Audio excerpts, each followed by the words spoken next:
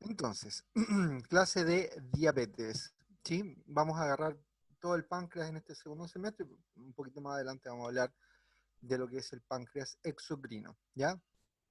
Si bien los trastornos del páncreas endocrino no tienen que ver solamente con diabetes mellitus, ¿cierto? Porque podríamos hablar de la otra condición, ¿sí? De los insulinomas, pero por una cosa de casuística, ¿cierto? Y además, sobre todo por tiempo en este contexto de corona, vamos a hablar de diabetes, ¿ok? Only.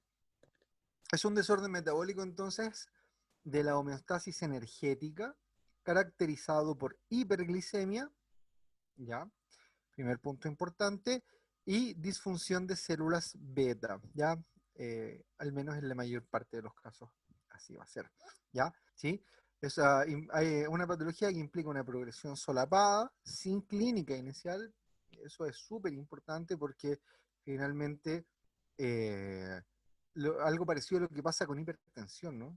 Si la gente no tiene sintomatología, ¿sí? Si no se siente mal, piensan que no están enfermos y eso obviamente dificulta desde la ida a centros de control, ¿cierto? A APS para hacer pruebas de controles rutinarios o dificulta también el tratamiento en estadios iniciales porque la gente lo ve como un gasto innecesario de dinero.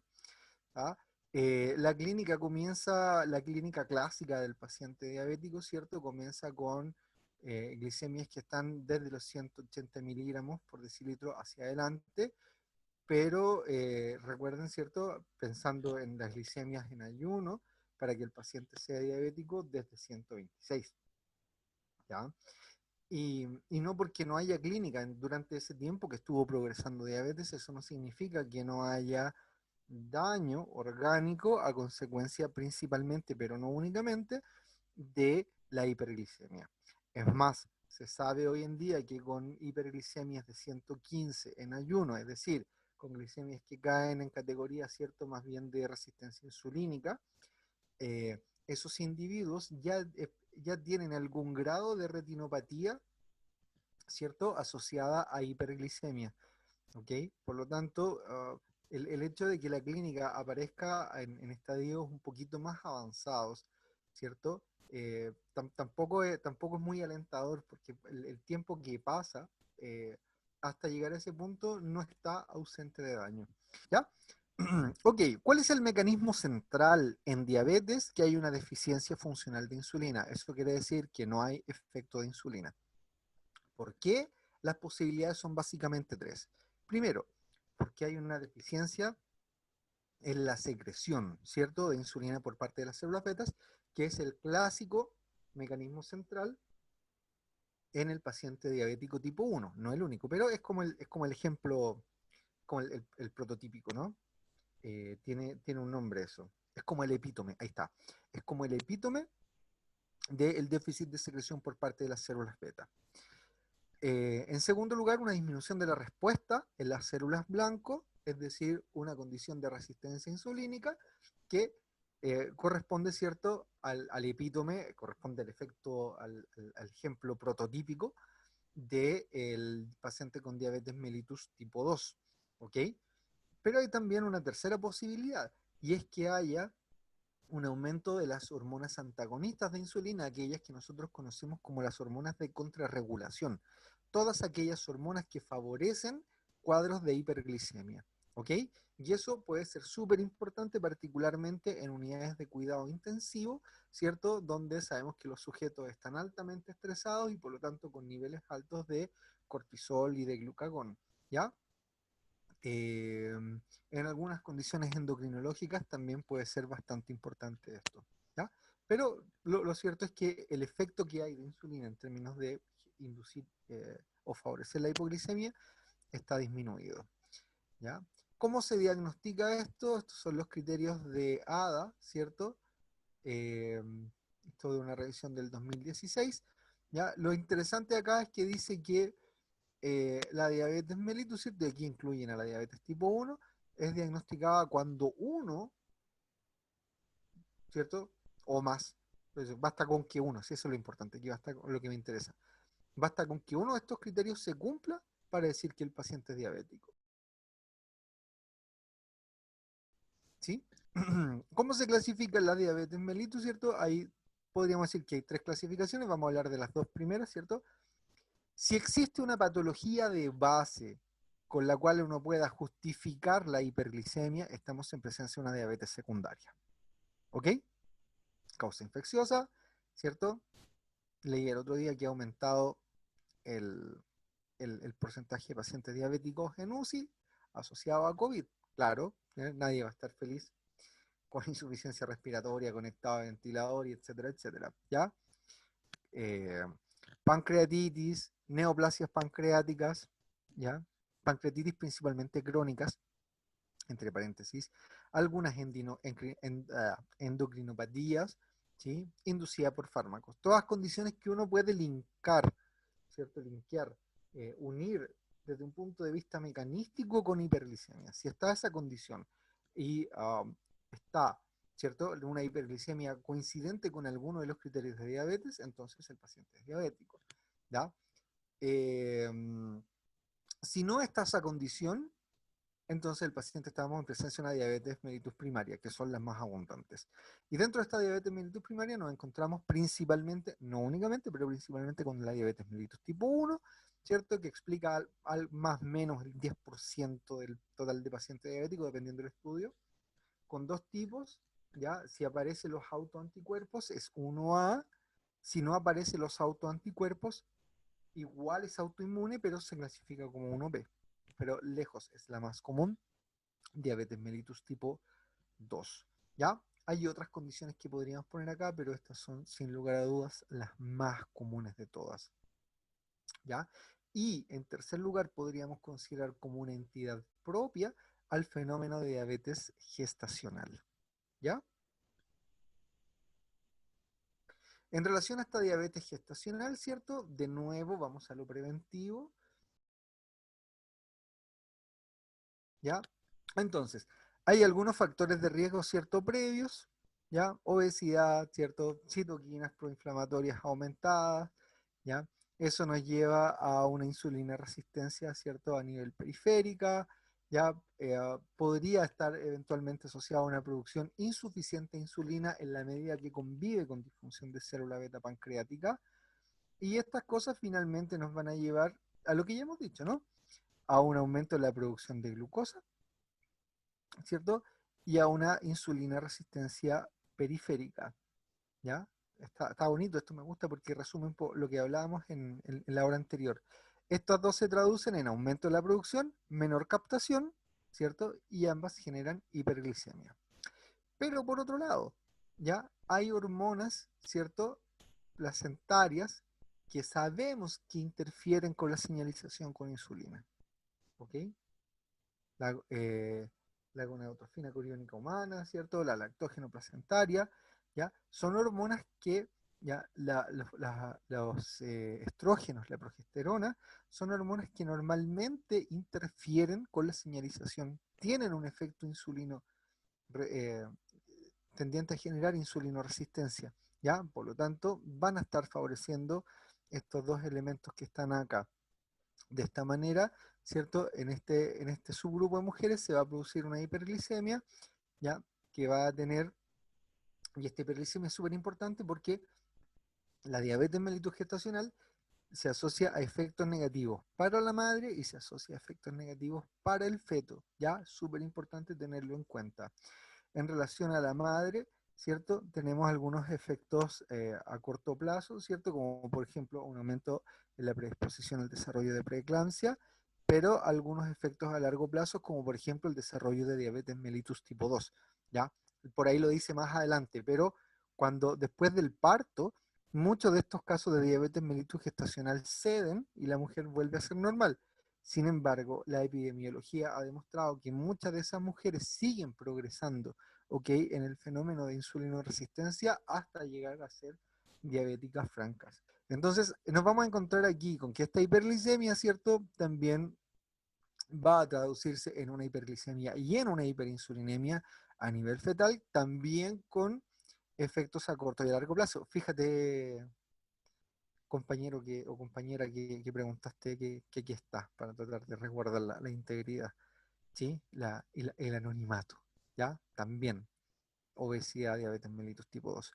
¿Ya? Y dentro de las consecuencias a corto plazo, ¿cierto? Nos encontramos con macrosomía, ¿cierto? Hipoglicemia neonatal. No solo eso, ¿ah? Ahí les voy a hablar de la embriopatía diabética, ¿ya? En esta diapo, de hecho, ¿sí? ¿Qué le pasa al feto cuando es expuesto a estas situaciones de hiperglicemia? La respuesta es que depende.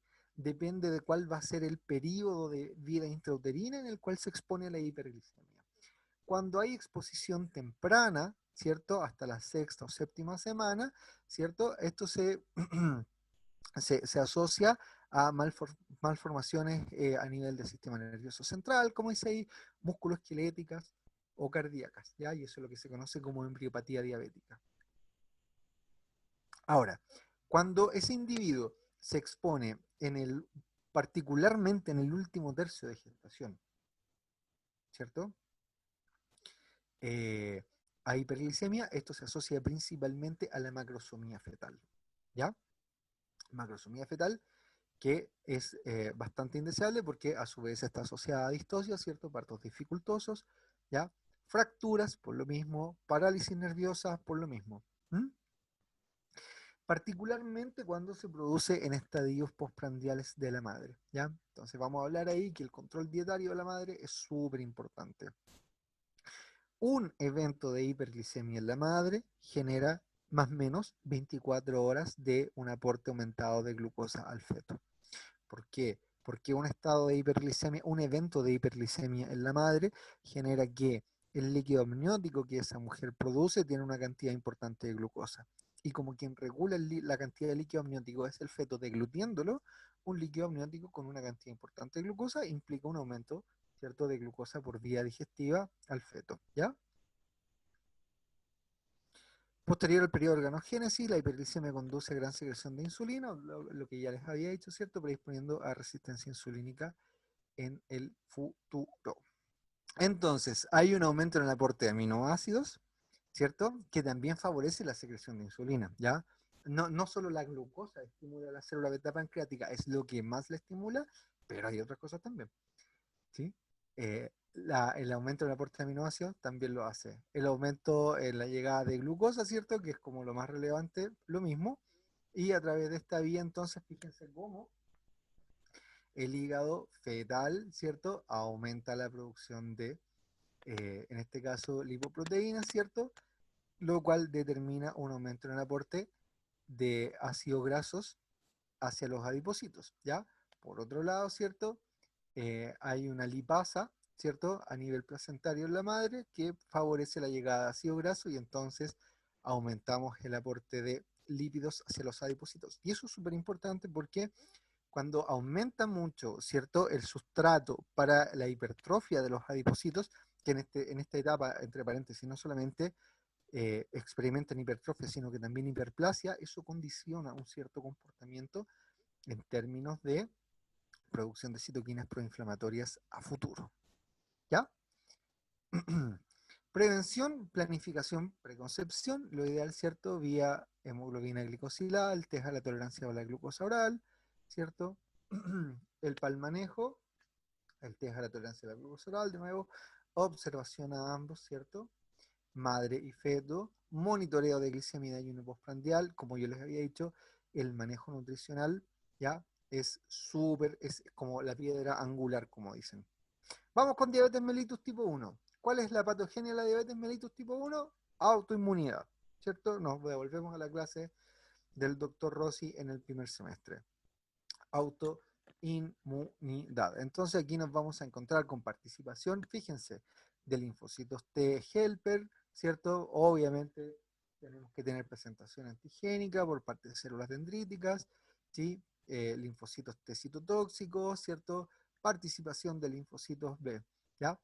Eh, bien importante la participación de los linfocitos B por la producción de los autoanticuerpos, ¿ya? Hasta el año 2017, que es de donde data esta revisión, no se había identificado un rol patogénico de los autoanticuerpos. Sin embargo, los autoanticuerpos son súper importantes desde un punto de vista de que son biomarcadores, ¿ok? Son biomarcadores, ¿ya? O se ocupan como biomarcadores. Entonces, fíjense, ¿ya? Hay varios tipos de autoanticuerpos. Entonces, aquí nos muestran, ¿cierto? ¿Cuál es en esta revisión, ¿cierto? ¿Cuál es la posibilidad, cuál es la probabilidad que un individuo llegue a ser diabético mellitus, diabético tipo 1, ¿cierto? Que llegue a tener diabetes mellitus tipo 1, de acuerdo a la cantidad de autoanticuerpos que él tiene, ¿ya? Miren, sin autoanticuerpos, ¿cierto? La probabilidad cero o casi nula, ¿cierto? Cuando hay un autoanticuerpo, es más o menos un 10%, pero cuando hay dos o tres autoanticuerpos, miren, por favor, ¿cierto? En la medida que transcurre el tiempo, la probabilidad que tienen estos individuos de llegar a ser eh, diabéticos tipo 1, ¿ya? Entonces son súper importantes para ocuparlos como biomarcadores, más que teniendo un efecto patogénico, ¿ya? Por sí mismos. En el desarrollo de la diabetes mellitus tipo 1 se reconocen tres etapas, ¿cierto? ¿Ya? Cuando ya están las manifestaciones clínicas, ¿cierto? Clásicas de estos pacientes, estamos en etapa 3, ¿ya? Miren, en etapa 1, ¿cierto? Autoinmunidad, ¿cierto? Dirigida contra células beta, ¿ya? Con presencia de autoanticuerpos, aquí dos o más, ¿ok? Para estar en estadio. Hay pérdida de células beta, pero no hay disglicemia y obviamente no hay sintomatología, ¿ya? En estadio 2, ya miren cómo se va comportando, ¿no? La masa de células beta, ¿ya? Siguen obviamente estos autoanticuerpos, sigue la pérdida de células beta y aquí ya empezamos a tener cuadros de hiperglicemia, pero aún estamos asintomáticos, ¿ya? Y luego lo que habíamos comentado, ya con paciente asintomático, ¿cierto? Que supone una pérdida bastante importante de células betas. Se dice que con un 5% de la masa de células betas, un individuo todavía haciéndolas trabajar, pero, ¿sí? Tal como ustedes hicieron trabajar a su cerebro hoy día en la mañana, ¿sí? A full. Los biomarcadores ya habíamos dicho, ¿cierto? Que son varios. Les dejé aquí en negrita, ¿sí? Los dos más importantes porque son los que muestran mejor correlación con la presencia de la enfermedad. El GAT65, ¿cierto? Y los antiinsulina, ¿ya? Desde lo ambiental, ¿cierto? Vamos con la más importante porque es la más común, desde un punto de vista de la casuística y la epidemiología. Diabetes mellitus tipo 2, ¿ya? Aquí es todo bastante más complejo. ¿Ya? Hay interacción entre efectos poligénicos y con mucha influencia ambiental. ¿Ya? Si hay insulinoresistencia y esa insulinoresistencia, perdón, aquí está, la línea discontinua. Si hay insulinoresistencia y esa insulinoresistencia va acompañada de mayor producción endógena de insulina, no hay alteración de perfiles glicémicos. ¿Ok? ¿Cuándo comienza a producirse la alteración de los perfiles glicémicos? Cuando la producción de insulina no es capaz de seguir al nivel de insulinoresistencia que hay en ese individuo. ¿Ya? Y eso es lo que se empieza a llamar, eso es lo que uno habla como disfunción de célula beta pancreática. ¿Bien? Y esa disfunción de célula beta pancreática en el fondo quiere decir que las células beta pancreáticas en ese sujeto se están muriendo. Y como se mueren las células beta pancreáticas, la capacidad de producir insulina va disminuyendo también en el tiempo, ¿ya? Pero si hay solo resistencia a insulina y el páncreas es capaz de seguir en ritmo esa resistencia insulínica, no debiésemos tener hiperglicemia. Eso es en la mayor parte de los casos. No en todos, pero en la mayor parte de los casos, ¿ya? Si yo les pregunto, la respuesta es que por sí sola la resistencia insulínica no, ¿ya? Pero para que sepan, en algunos individuos podría ser. Las incretinas son requete contra importantes, ¿ya? Eh, Empiezo por la historia entonces, son secretadas por el intestino, ¿cierto? Hay varios tipos celulares en varios lugares anatómicos del intestino y se producen en respuesta a la presencia de alimentos. Entonces, ¿cuál es la gracia de las incretinas? Que, por ejemplo, son parte de los factores que ayudan a regular el vaciamiento gástrico, ¿ya? Miren acá, aumentan la secreción de insulina, después de una ingesta y contribuyen también, no son las únicas responsables, porque eso también lo hace insulina, pero contribuyen a disminuir la secreción de glucagón en el postprandial, ¿ya? Además promueve la saciedad y la disminución del apetito. ¿Cuál es el punto? En algún momento alguien se dio cuenta que en el postprandial de los pacientes diabéticos había una cantidad de glucagón circulante mayor a la de pacientes normales. ¿Cachai? Bueno, eso fue, de hecho, ese evento fue lo que llevó al descubrimiento de las incretinas, ¿ya? Y lo relevante de todo esto es que se sabe hoy en día que hay una menor secreción de incretinas en los pacientes con diabetes mellitus de tipo 2, pero que la respuesta, como dice ahí, está conservada. Es decir, hay un menor efecto de incretina, no porque haya una resistencia, así como el símil de la insulina, ¿no? No porque haya una resistencia a la incretina, sino que solamente porque hay menor secreción de insulina en este tipo de pacientes, ¿ya? Y eso es importante porque, por dos motivos. Primero, porque esa menor secreción de incretinas contribuye a generar hiperglucagonemia, lo cual se traduce en más alteración del perfil glicémico, pero por otro lado, eso se transformó, ¿cierto?, en un target terapéutico potencial que hoy en día es un target terapéutico real. Y entonces parte del tratamiento farmacológico para los pacientes con diabetes mellitus tipo 2 tiene que ver con fármacos que, ¿cierto?, que son agonistas de los receptores de estos de incretina o que inhiben a la enzima encargada de metabolizar a las incretinas, la DPP4, la dipeptidilpeptidasa 4. ¿Ok? Con esto llegamos finalmente a que la hiperglicemia en el paciente diabético tipo 2, ¿cierto? Es generada, ¿cierto? Más que solamente por eh, el déficit de insulina en el páncreas, ¿cierto? Entonces hay un déficit de insulina en el páncreas, hay un aumento en la producción de glucagón importante. Solo por haber insulina baja ya hay un estímulo para que haya un glucagón aumentado. Bien, hay disminución, hay menos efecto de incretina, como ya habíamos comentado, ¿cierto? Por menor producción a nivel intestinal, ¿ya? La lipólisis aumentada a nivel de tejido adiposo es importante, puesto que le da el sustrato al hígado para que genere glucosa nueva, ¿ya?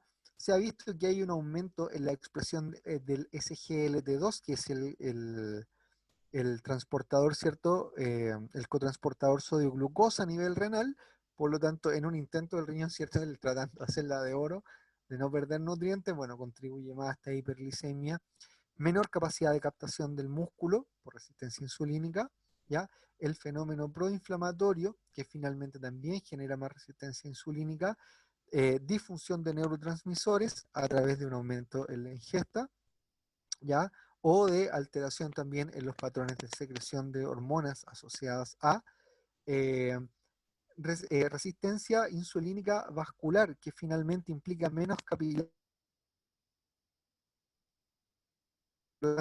menos entrega de hormonas, ¿cierto? Y de glucosa al músculo, por ejemplo. Y como habíamos comentado, ¿cierto? Un aumento de la producción hepática de glucosa. Se fijan que son varios los órganos que están asociados. ¿Profe? ¿Profe? ¿Se cortó? Lo último que pasó. Sí. Eso. ¿Puede repetir lo que dijo al último, por favor? ¿Qué parte? Donde estaba hablando de la resistencia vascular a la Ah, insulina. está. Si tienes menos capilares disponibles en un tejido a nivel muscular, por ejemplo, ¿cierto? La capacidad que tienes de entrega de glucosa a fibras musculares distintas va a ser menor. ¿Se entiende? Va a tener eh, menos cantidad de fibras musculares expuestas a glucosa para captar. Y por lo tanto, a través de ese fenómeno también eso favorece la hiperglicemia. ¿Cuál es el objetivo? ¿Qué es lo más importante en el tratamiento del paciente con diabetes mellitus tipo 2? No es controlar la glicemia, aunque ustedes no lo crean. Lo más importante es tener un buen control metabólico, ¿ya? No es controlar la glicemia en un momento, ¿ya? Sino que es el control metabólico. ¿Cómo vamos a evaluar el control metabólico? ¿Cómo van a evaluar ustedes el control metabólico en sus pacientes el día de mañana? A través de la famosa hemoglobina glicosilada, ¿ya? Ese es como el eje. ¿sí? El punto desde donde se mueve todo y desde ahí se hacen los ajustes de tratamiento y toda la payasada, ¿ya? Para esto, combinación entre cambio en el estilo de vida, fármacos adecuadamente seleccionados, ¿cierto? Dieta con balance energético negativo, dieta basada en el peso ideal del sujeto, ¿ah? No es que siempre tenga que ser balance energético negativo, pero la idea es que sea basada en el peso ideal del sujeto. Y como muchos de estos pacientes tienen historias de sobrepeso y obesidad, por eso es que se habla del balance energético negativo, ¿ya? De acuerdo a todo lo que hemos hablado, la reducción de peso por sí solo favorece la sensibilidad, ¿cierto? Y mejora control glicémico. Hemoglobina glicosilada menor a 7%, buen control metabólico, continuar tratamiento. Hemoglobina glicosilada entre un 7 y un 9%, control metabólico reguleque, ¿cierto? Vamos ahí administrando más fármacos, ¿cierto? Hemoglobina glicosilada mayor a 9%, mal control metabólico, si se fijan aquí, ¿cierto? Ya empezamos a ocupar de frentón insulina, ¿ya? Si empezamos a ocupar, ¿cierto? Además de metformin, otros como sulfonilurea y no se logran meta, también vamos a la insulina, ¿ya? Pero esa es la importancia que tiene la hemoglobina glicosilada. El ejercicio, ¿cierto? De nuevo, súper importante, ¿ya? Eh, um, Aquí para mejorar, ¿cierto? La capacidad de respuesta a insulina, para mejorar perfiles glicémicos, lo que más se recomienda son ejercicios moderados, ¿ya? Entre un 40 y un 59%. ¿Se acuerdan que hablamos el otro día de la reducción de peso a un 65% de la VO2? Aquí un poquito menos, ¿ya? Entre un 40 y 59, poniéndolo en términos de frecuencia cardíaca máxima, de acuerdo a la fórmula que comentamos la semana pasada, que está ahí también, ¿cierto? Entre un 55 y un 69%. ¿Está? Y lo último, ¿cierto? En relación, o lo penúltimo, en relación al tratamiento farmacológico, hipoglicemia antes orales, metformin suprimiendo la producción de glucosa a nivel hepático, secretagogos de insulina, sulfonilureas, meglitidinas, trabajan a través de un mecanismo bien parecido que es inhibir la actividad del canal de potasio ATP dependiente, inhibidores de la alfa-glucosidasa, tiazolidinedionas, mecanismo no del todo conocido, sea uno de los receptores nucleares, los PPR, ¿cierto? En el núcleo de los adipocitos, ¿ya? La DPP4, dipeptidilpeptidasa 4, esta es la enzima que metaboliza las incretinas, ¿ya? Inhibidores del SGLT2, acuérdense que les había dicho que se sobreexpresa, ¿ya? También se pueden ocupar. Fármacos agonistas del glucagon lipeptide, esto es una incretina, ¿cierto? Y obviamente también insulina, ¿ya?